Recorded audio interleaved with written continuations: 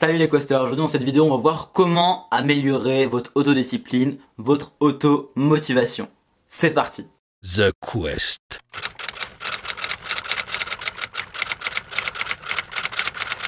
Alors déjà c'est quoi l'autodiscipline? Qu'est-ce que j'entends par autodiscipline? Très simplement, pour vous faire une définition basique, c'est tout ce qui est attrait à l'action sans envie. Donc quand vous n'avez pas envie de faire quelque chose, votre faculté à agir, même si votre dose d'envie, d'envie par rapport à la tâche est très faible, voire nulle, voire que vous n'avez même pas envie de faire la tâche. Comment faire pour justement passer au-dessus? C'est ça l'autodiscipline. La question qu'on peut se poser alors, c'est pourquoi on a envie de travailler sur quelque chose qu'on n'a pas envie de faire dans l'instant présent. Simplement parce que c'est souvent corrélé à un objectif qu'on a sur du plus long terme qui pourrait être pour le coup un objectif qu'on a vraiment envie de réaliser. Dans ce cas-là, ça a un intérêt d'utiliser l'autodiscipline pour, même si dans le moment présent on n'apprécie pas l'action, atteindre l'objectif final.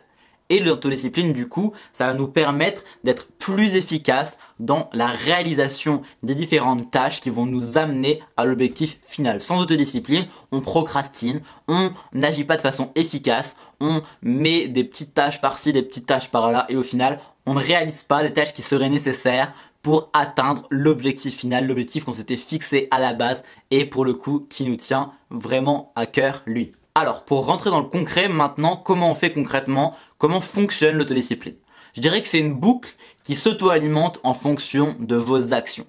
Si vous avez l'habitude de procrastiner, au fur et à mesure de votre procrastination, plus vous allez procrastiner, plus cette boucle va être facile à reproduire. Donc plus vous êtes un procrastinateur à un niveau élevé, plus ça va être simple pour vous de procrastiner les fois prochaines. À l'inverse, si vous n'avez pas du tout l'habitude de procrastiner, ça va être très difficile pour vous de ne pas agir par rapport à avec ce que vous êtes fixé. Donc c'est plutôt un avantage pour ceux qui ont l'habitude justement de ne pas procrastiner. Alors comment on va faire concrètement pour que cette boucle-là, cette boucle d'automotivation soit vertueuse? La première chose qui est possible, c'est simplement de se motiver par rapport à ses pensées, un peu comme on imagine un coach sportif qui nous booste, qui dit « Allez Gotha, tu peux y aller, tu peux le faire, etc. etc. etc. » Donc essayez de se motiver comme ça par la pensée. Bon, c'est efficace quelques fois de temps en temps, mais c'est pas vraiment efficace sur le fond. Au bout d'un moment, ça ne suffira plus. Ça dépendra beaucoup trop des facteurs extérieurs. Votre capacité à vous automotiver comme ça est quand même assez limitée. Deuxième point qui est un peu plus solide, même si on reste quand même sur une astuce qui va durer sur du court terme, mais sur du moyen terme pour le coup, pour faire palier par palier. L'astuce, ça serait de se concentrer sur le but final. Pour le coup, là, on a bien, j'ai expliqué du coup auparavant qu'on avait un but final à accomplir et c'est pour ça qu'on était obligé du coup d'utiliser aujourd'hui l'autodiscipline pour les petites tâches qui nous permettent d'atteindre l'objectif final qui lui pour le coup nous tient à cœur. Donc utiliser cet objectif, ce but final pour vous motiver chaque jour, c'est une possibilité et c'est quelque chose que vous devez faire si vous avez du mal à vous motiver. Pensez à la situation dans laquelle vous serez une fois que vous aurez atteint cet objectif. Qu'est-ce que vous ressentirez? Comment vous serez? Est-ce que vous serez heureux d'avoir atteint cet objectif? Dans quel état d'esprit vous serez? Etc. etc. Pour visualiser vraiment la situation et pour faire comme si déjà vous avez réalisé une partie de l'objectif et aussi pour vous rendre compte à quel point ça sera agréable de réaliser cet objectif. En vous immergeant, en essayant de ressentir dans l'instant présent les bénéfices qui normalement seraient disponibles uniquement à long terme, ça va vous permettre déjà de vous motiver un peu à court terme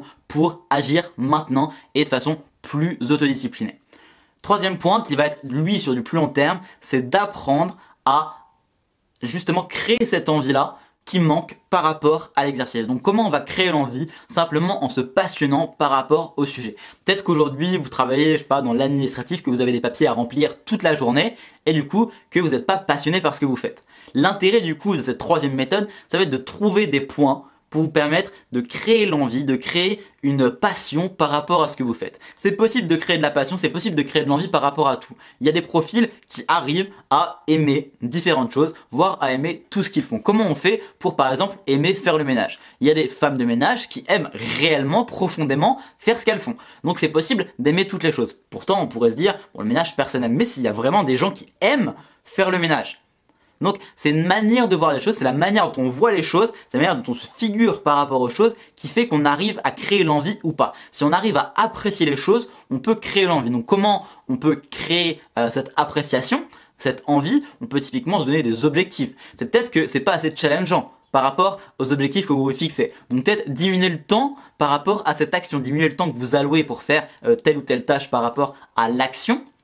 Donc typiquement, pour le ménage, au lieu de faire le ménage en une demi-heure, dites-vous, je vais essayer de faire le ménage en 15 minutes et ça sera une partie du coup du challenge de réussir à faire le ménage en 15 minutes. Déjà, je passerai moins de temps, j'aime pas ça, donc c'est une bonne chose. Et en plus, du coup, j'apprendrai à faire ça de plus rapidement. Et en plus, c'est un challenge de se dire, est-ce que j'y arriverai vraiment à le faire en 15 minutes? Et ça peut titiller un peu l'ego aussi de se dire, mais si je suis capable. Et vous essayez de réaliser ça en 15 minutes. Vous pouvez aussi simplement vous faire des récompenses par rapport à ça pour vous motiver dans le moment. Si j'arrive à faire le ménage, ce soir je vais au resto. Ça peut être aussi une possibilité. Essayez de vous trouver des petits hacks comme ça qui vous motivent pour réaliser dans l'instant présent. Et plus vous répéterez ce processus-là, plus naturellement vous allez apprécier le faire. Et en plus, plus vous allez répéter, plus ça va être facile pour vous, plus vous allez être maître dans l'art de cette action. Et forcément, plus ça va être facile de se passionner par rapport à ça, vu que vous deviendrez maître vraiment et vous maîtriserez pleinement l'action en elle-même.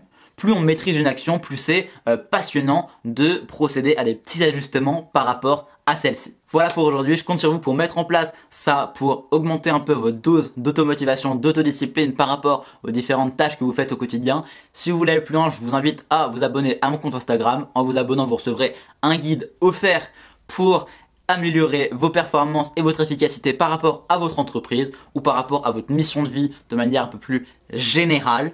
Si vous voulez le recevoir, vous allez attendre quelques heures après l'abonnement, vous inquiétez pas, c'est moi qui le fais manuellement, donc ça peut prendre un peu de temps. N'oubliez pas que la transformation découle de l'action, alors agissez, c'était Gotha, à demain, ciao.